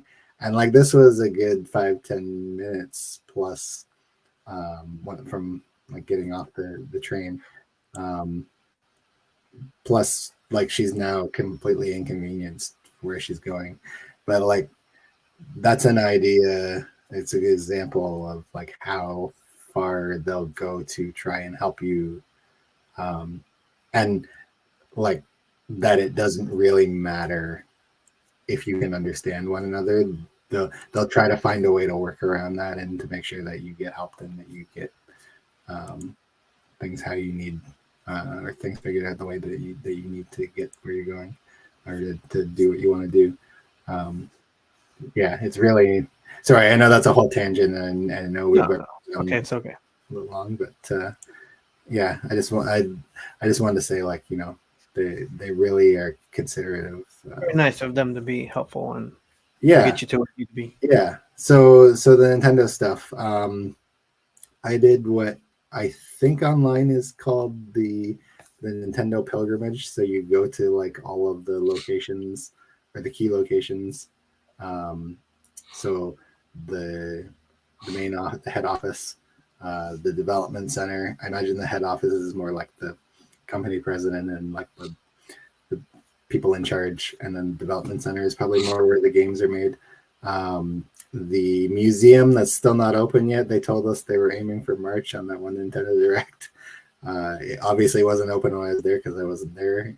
It was the start of March when I was leaving, and also we never saw anything more about it since then, so I don't think it's open yet, but I physically went to it. Then the thing at night is the factory. So I guess like where they probably manufacture the game cards and the Switches and things like that. And then the Nintendo stores, including my trip to New York, I've been to now every publicly accessible Nintendo store. I like the Japanese. Japan is larger? No, the one at Rockefeller Center, the New York one, is larger because it's a two-story. Really? The ones in Japan are typically on one floor, and they're in like a department store kind of building. The one in Osaka and the one in Tokyo, in Shibuya, are very open concept. So you can, there are areas you saw like the kind of glass wrapping around, and the characters walking along it. There's parts that are closed, but it's also, you can, like, large open space where you can walk in, and you can kind of go from store to store. So like there's a Capcom store, there's a Shonen Jump store, Pokemon Center usually is near a Nintendo store, and you can easily kind of go between those without leaving the building or even leaving the floor that you're on. Whereas Nintendo New York is 2 floors. The only one there that was 2 floors is Kyoto, and that's where you see that I'm on the roof with the goal pole. And all of that is on that other floor is that. There's a few like question mark blocks and the regular blocks, POWs, laying around as you walk up to where the goal pole is. But there's nothing shopping wise there. All the shopping is on the one floor in the one kind of area of the department store. But I like the things that are at Nintendo New York. Also, none of them has a screen. I didn't think that was comparable inside. So like none of them, I don't think, do the live stream the Nintendo Directs like Nintendo New York does, where you see like a crowd of people watching the Direct at the store. They didn't seem to have anything quite that size at any of the Japanese ones. I like the things that are like the things to see at the Nintendo New York store. It has more kind of like things that are of the history of Nintendo. Mm-hmm. But I like the sort of look and feel and layout of the Japanese ones better. They seem more like they've made them to look like kind of like a modern tech store, just with like the Nintendo branding and the Nintendo colors. They feel more like modern store, whereas Nintendo New York feels like they've added Nintendo stuff into a building that already had something in it before, which I think it must have had some kind of store in there before that. So it had there's a certain vibe about the building and the inside space in New York that feels a little bit older, that doesn't fit as well with, I know Nintendo's an entertainment company, it's fun and it's for all ages, but it is a technically, like video games are technology. So I don't know, I feel like the more modern kind of cleaner design fits better with the stores. So I just liked how they used the space and made the space look. Otherwise, like merchandise, you're getting the same kind of stuff. It's just with the Japanese logos. So like the Tears of the Kingdom logo has the Legend of Zelda, but it's in whichever Japanese script it is that they use to write that. Sorry, they use 3 different sets of characters for writing the language. So which one it is, I don't really know correctly. But yeah, so it's in, and then interestingly, like it still says the Legend of Zelda underneath. So like the logo almost looks better in Japanese because not only can you read it in the smaller text underneath, but like it has like a cool kind of, I don't know, just their characters are more kind of like drawn out and more kind of interesting looking, I think. Sounds pretty awesome. Yeah, it looks really cool. So yeah, whether it's on a t-shirt or whatever it is that you're buying, it has in Japanese, but it's all the same kinds of exclusive merchandise. I think that kind of covers off the Nintendo stores well enough. The store and then the theme park. Yeah. Rides on that one. Yeah. So yeah, I did the other Nintendo thing I didn't talk about. I stopped briefly on the way home at Nintendo of America because I've always wanted to just go and see that and say that I've been there. I got there after hours, so I was probably on the property a lot longer than they would want me to be. But we'll just to pretend that I didn't see anything that you wouldn't probably get to normally see. They have some, like they had a statue of Sonic there that I could see through a window, and like the Vault Boy from Fallout. I was like, oh, that's interesting. These are not Nintendo things, but like you could see them through there's glass on the one side of the building. Like, okay. I never said that. I never talked about that. No, Nintendo, please do not send your lawyers to come down on me for revealing your secrets that I'm not supposed to know. I was never on your property. I did actually, quickly before we go to the theme park, the main Nintendo head office, there is a gate you can't see that they prevent cars from getting in, but it was open very slightly. So like, oh, I'm going to go up to the building and take a picture. I got 3 steps in and you just hear stop. And so security like saw that I was coming in, like they don't know who this is. She's like, what? Run. Yeah. So they're like, yeah, no, you can't be in here. And oh, I just want to take a picture of the building. Like, sorry, I didn't know I was doing something wrong. I just want to take a picture of the building. I'm not trying to make any problem. Yes, okay, but you have to step outside the gate. Fortunately, it was open enough I could get like a position it so you can't see the gate in the picture. But yeah, it's funny. Like I have technically caused problems. What are you doing here this late at night? Yeah, why are you? Please leave. What are you up to? Yeah. So yeah, go with the expectation if you're seeing any of these things. You can't. The museum you'll be able to get into when it's open. Other than that, if you go to any of those places, you cannot go inside. They don't want you there. I guess they don't mind if you don't disturb the property that you're taking pictures, but like, yeah, you can't get any closer than what those pictures are, unfortunately.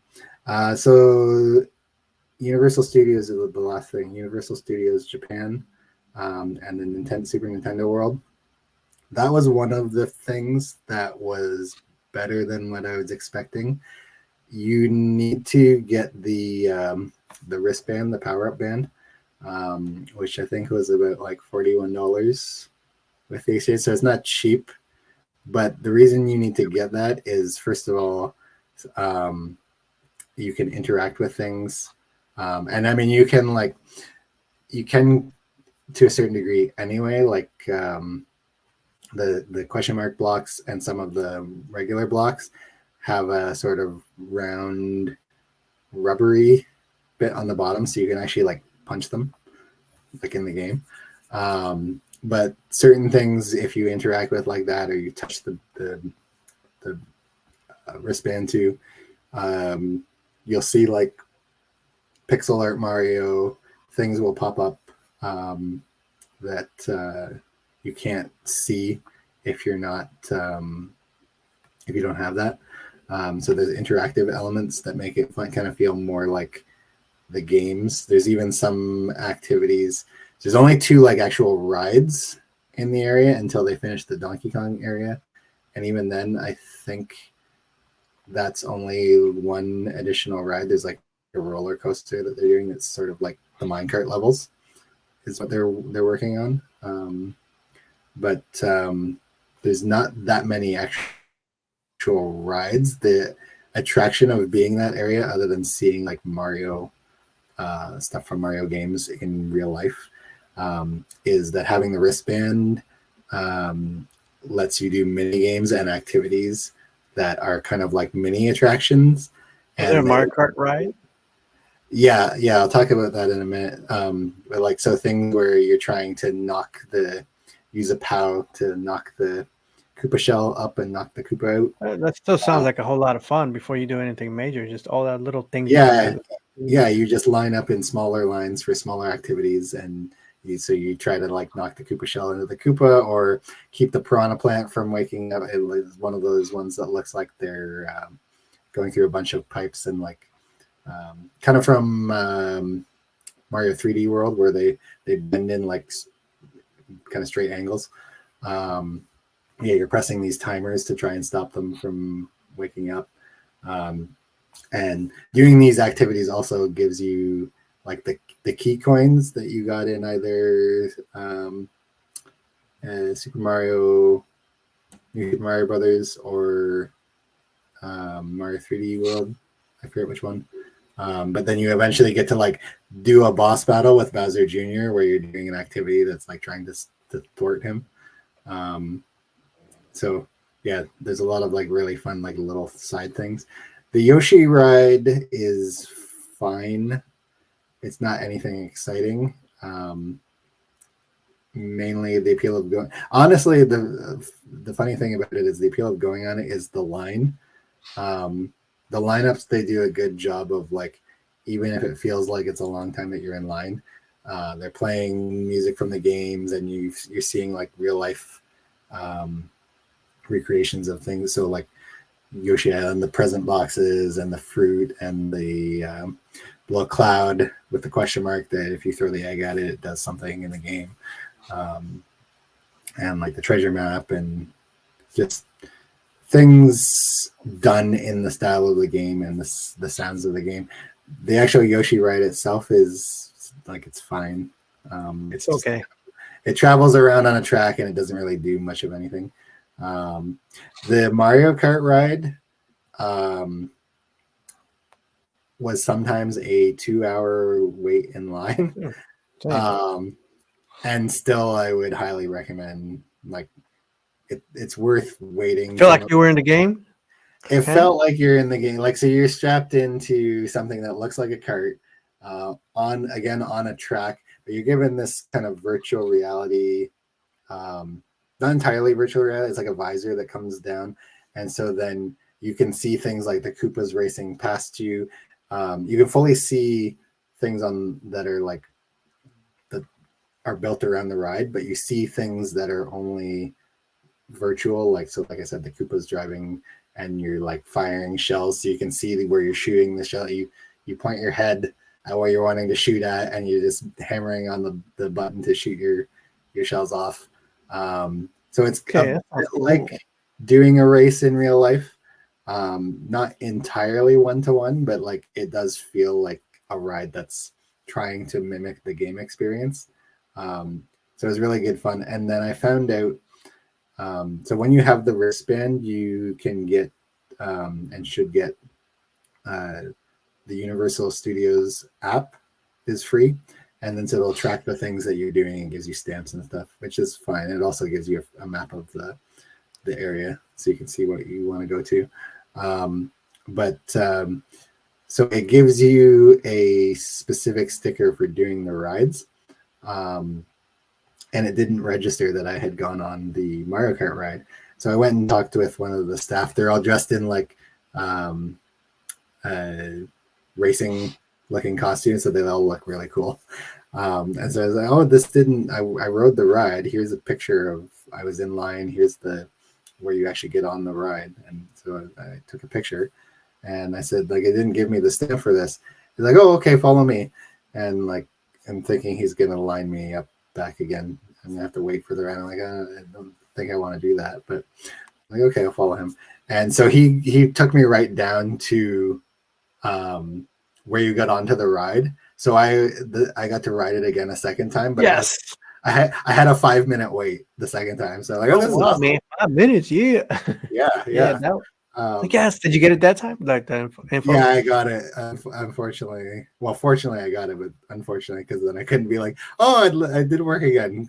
I'm gonna turn off my phone when I do that the first time, and then turn it back on. Like, hey, I was on here just now. Yeah. I go down again. Yeah, I think maybe eventually they would clue in that you're kind of scamming them, but yeah, no, they let me ride again, skip the line, and yeah, that was awesome. And the food was not bad there. It was a little more Americanized and like standard American fare, despite being made in Japan, and having like, so the chicken had like probably like it over there for those people who live there. Yeah, it was. I mean, it wasn't bad. It was just like I was wanting a more authentic Japanese experience, so it was more kind of good from like, it looked like theme park experience. The rice was shaped like a star, like a superstar, and was yellow colored. But they give you a knife and fork, and it's like I said, it's more standard. I want chopsticks. What you doing with this knife and fork? Yeah, almost everywhere else is chopsticks. Like there was very few other restaurants. One other restaurant that I remember that was knife and fork, and I never went back there because they also had nothing that was like themed after anything that I like or anything Japanese. It was just a steak restaurant, and it's like, oh, this is like an American steak restaurant. So I'm not coming back here. Thank you for the food, but see you later. The food was not bad, and it's nice that they at least do. So Toad and Toadette are not called that in Japan, and so everything that's related to them uses their Japanese names instead. And then the video of them playing, you can kind of hear Toad through the music. Doesn't really matter whether you can or not, but so he's speaking in Japanese. So, and the interesting thing then is, so Toadette is at the Yoshi ride, and she's explaining to you the backstory of the ride. And so I'm like, okay, we're doing something that has to do with Yoshi going somewhere. Like, I don't understand a word that this video is trying. There's supposed to be another ride coming soon. At that particular theme park. Was it a Bowser ride or something? Something's coming, so I know. I don't know about the Bowser. They're doing a Donkey Kong area. And that's probably what I meant. They're doing it's a roller coaster. Minecart levels, and so like it's actually going to be built so the roller coaster is riding on a lower track. So I think like they actually have it look like you're doing the jumps, even though it never actually detaches. That would be really fun to do, I'm sure. But yeah, that wasn't open when. Probably gonna do that first there, then eventually bring it to California or so. Yeah, so I think that's why you get the American style dining experience at the Toad restaurant is because they're trying to make everything the same at both locations. So then they would just bring and build that exact same park at the Orlando or wherever it is in Florida, that Universal Studios. But yeah, so you'd be getting the same experience there. So yeah, they'll put the Donkey Kong thing in over there too. And hopefully that's just like people when it opens saw like, okay, there's some kind of rumor of there would be a Donkey Kong thing. I think I remember before they actually properly announced that. So hopefully they're not kind of just stopping with that. It'd be fun to, because I mean, when you have the wristband, again, it does cost money, but it feels almost like the theme park becomes like you're in a living version of the game. Just kind of like it allows you to do things that feel very like the game, and like you're kind of collecting points. So you're trying to, so your wristband is character themed. So like all the people with the Luigi wristbands are on a team, and they're trying to beat all the other characters. It just adds a feeling of like it's not just a theme park. You're there to have the experience of what it might be like if the games were in real life, sort of. So that's what made it feel more, that and especially the Mario Kart ride is what made it feel like it was more than what I was expecting from it. Great experience, I'm sure. Sorry? Great experience overall. Yeah, I'm sure. Yeah, I highly recommend, even if like people are not planning to go to Japan that are watching this, or they can't make it work for whatever reason, still try to go to like the other Universal Studios in America and check out that. Like if you have any enjoyment from Mario Kart, eventually Donkey Kong, if you just like video games in general and like having fun, I highly recommend being able to go to experience that. Cool. Yeah. So anything, I would say you've had an amazing time in Japan. Of all the things you had to do, I'm sure there's so much more to say or talk. But we are at 1 hour and 56 minutes. Yeah, we went like 2 hours. Normally we only do podcasts for like an hour. It's still good. I kind of figured that this will go a lot longer because it's a lot of information to talk about with your experience overall. So I can ask you a final question. Sure. With is there anything? Was there I know you said the only bad part was pretty much this when you left. That was the only negative part about leaving overall. I'm sure there were a bunch of beautiful Japanese women and everything else being beautiful there about Japan. You know, just the all-around experience with the food and the park and all those things. Just you being there is just. I'm like, man, I'm just thinking Ryan's there for 3 damn weeks. Damn, how do you plan that? But yeah, it's good to know about how you plan it. If people want to know about his experience, they can watch this video, or you can send people to this video here from your Twitter. And so either way, it's just kind of all around, or they could talk to you, ask questions. Because eventually later on, I'll ask you some questions. Because one day I want to make it a thing in my bucket list to do this. Yeah, please do. Anyone ask any question, and like feel free to, as I said, to DM me, because yes, I love the experience and I would love to have it again, but it also would be nice to be able to share that, so if people want to be able to go and they're just not sure about certain things, whatever can help people or make them more comfortable taking the step to doing this. It's an experience that if you want to have it, you should absolutely, like 100%, more than 100% recommend trying to do it if it's something you want to do. And I would absolutely be 100% willing to help someone to feel more comfortable with taking that step. Okay. I would say, was there one part of the experience that felt wholesome, something that you would cherish? Like, was there a moment out of the entire thing that it could have been in the beginning, the middle, or towards the end, you felt something where, like an incredible moment that you had at the park? That'll be the final question I'll have.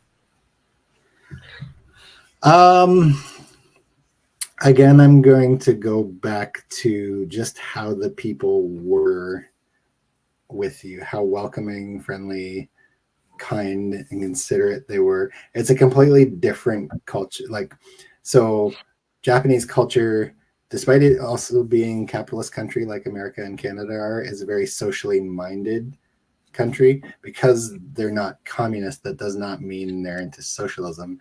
It means they're mindful of each other and their impact as one person on the group of people that they live in and around. It's more of a culture that's considerate of others, whereas North American, Canadian American culture is very mindful of what's good for me. And then if you care about other people, you might consider them, but you don't generally first of all, no one here, if you ask them, if you're asked for directions, is going to be like, oh yeah, I'll take you where that place is. If you're nice, you'll point out where they want to go, and you might give them fairly detailed directions, but you're not taking them there.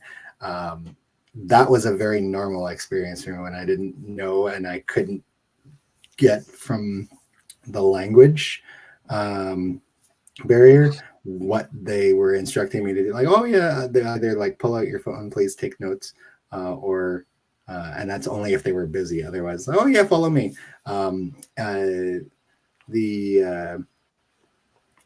To understand if that's what they're trying to indicate to you in Japanese, the word is ishoni. Ishoni is together, so they mean if they say that we will go together to what you're wanting to go to. But not only like how helpful they were, but like one building I went to see in Osaka, I asked a girl for directions to, I shouldn't say girl, she's 20 something, so a woman. And she conveyed to me, she didn't speak much English. She conveyed to me she was waiting for her friend, so can we just wait a minute for her friend to show up? And then they took me, I just wanted to be able to get a shot of the building on the horizon. They took me straight to the building, which was like a 10-15 minute walk. They were going to take me up into the building. I'm like, no, I'm afraid of heights. I can fly fine, but I don't like being up inside something that's very high off the ground. So I'll just take the picture here at the ground. Like, this is great, thank you. But the whole like kind of time walking there, she wanted to talk a lot. She was wearing very interesting clothing that like had a bit of a kind of like maid flair, but not like that's what her job was. She indicated she was an otaku, which is someone that likes anime and manga and like Japanese things, or things that are exported here, and was very excited. So like when they get excited about something, or they're welcoming you, or like happy that you enjoy something of their culture, they'll be like all excitedly clapping and like have a nice happy look on their face, smiling. And so she got all excited that I was an otaku as well, and saw that my shirt was a Xenoblade shirt that day. Like, oh, what anime is that from? And she asked in Japanese, but I understood what she was saying. What anime? And oh, not an anime. Oh, from a game. And so she wanted to know about what it was. And then when she saw that I had been to the Nintendo store in Osaka, like, oh, Link is on the. She was excited that Link was on the bag. And when I was saying that I was on a trip for my birthday, oh, when was your birthday? And just the fact that I was on a trip for my birthday was, again, the get excited and clap and like, happy birthday. And again, you have to know. What was the actual day? The Monday that I first arrived there. So February 12th. And I went to the Nintendo offices that day. But yeah, if you're able to convey that you like something that they might also like, or just something from their culture, they get excited about it. Or if there's something positive for you happening, like your birthday, they get excited about that. Or they'll recognize things. Someone else recognized my Xenoblade shirt, like, oh, and name the characters from it. Like, oh, I like that too. Or different anime, they'll see that you are, if you dress in something that's like, if you know you're going somewhere related, like I wore this Evangelion shirt to the Toy Studios park, or I wore a Mario shirt to Universal Studios. People will get excited that you're wearing something that's related to where you are. They just seem to always be trying to like encourage you to have a good feeling about things, and that's not an experience that I have very often, especially with the things I like here. Maybe not as common for people to like. I don't know. I don't find that it is, maybe, or like you don't connect with people over that as well here. It's more done kind of online, and then even online, it's, you know, people will say there's a community, but it's all about arguing about why the way you like the thing is right, and people will build a group around, they all like the thing the same way, and they like certain things about it the same way, and that all becomes very frustrating and very kind of isolating feeling. There's not the same, I don't know, I just felt there like I was accepted just because I liked the thing. Like it was good just that I liked the thing, and whatever it was that I was wearing or was talking about, was asked about, that I was just enjoying something that belonged to their culture. I was like, oh, this is all very good. We encourage that, and they just love, they love to make you feel good, and so I felt a sense of belonging and acceptance and welcome there that I don't think I've ever felt anywhere else.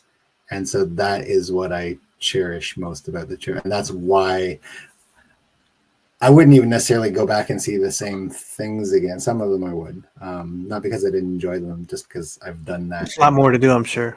Yeah, there's other different things to do. So I would go do different things instead.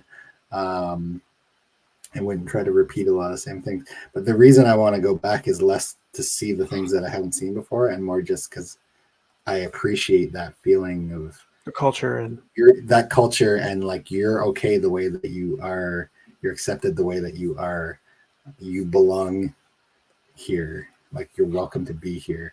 That I haven't felt anywhere else personally. a couple of years from now, Ryan will be happily married to a Japanese woman living in Japan. So I don't know about that, but I will hopefully, I will at the very least hopefully get back again, and I will definitely enjoy it if I do. Cool. Thank you for that experience. It's been a good trip. Good. It was worth it to listen to all that. You know, just kind of getting experience from another experience. You know, from Ryan and talking about his entire trip. Well, most of the trip. I'm sure we'll eventually talk about other things. You know, within this trip, because I'm sure there's a lot of good stories you've enjoyed and stuff. But we definitely don't have any more time for that. But yeah, it's been a good 2 hours and 7 minutes. So yeah. Again, thank you for letting me talk so much. And I'm glad it was just two of us, because any more questions we would have been swamped. Yeah, Going for 3 hours. So yeah, so it went perfectly just the way it was. Yeah, again, thank you for this experience, Ryan, and for your time. And thank you very much for having me. Let me talk. For how good, you taught us how good and humble the people from Japan are.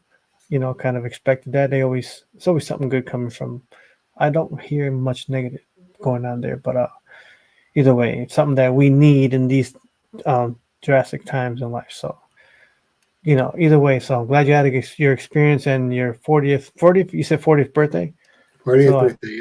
Yeah, that's a good. You're not as old as me, but the good, happy, way belated birthday. That it's good. That you did what you had to do. It was on your bucket list, and I'm sure you're gonna do it again. So, cool. So that's my final statement. For yours, any last sentence you want to say on our way out? Well, as I said, kind of more to you, I'll just kind of share with chat. So thank you for everyone that came to watch. Video Game Lover 58 and LAETITIA, one of our regulars on the podcast, that were in chat, but also for anyone else that either wasn't participating in chat or watches this later. Thank you for taking the time to watch it. Thank you for hanging out with us, and Especially thank you for just putting up with me talking and talking and talking. I was chilling. I was chilling. It was chill time today, just chilling with Ryan. Yeah. So here's some good stories. It was an experience of a lifetime, but that, of course, then means there's just lots of stuff to talk to talk through. And so thank you for your patience with me for if you got through the whole video at this point. I know it's a lot. So thank you very much. No problem, man. No problem. Thank you, Ryan, for being you, for being awesome. So, and we are out of here with the video. I do like all the clips, so I'm going to replay the one I played at first, just my favorite one of Ryan, and then the one that I'll show. So let's end out, and we'll see you guys until the next time. Take care. Good night.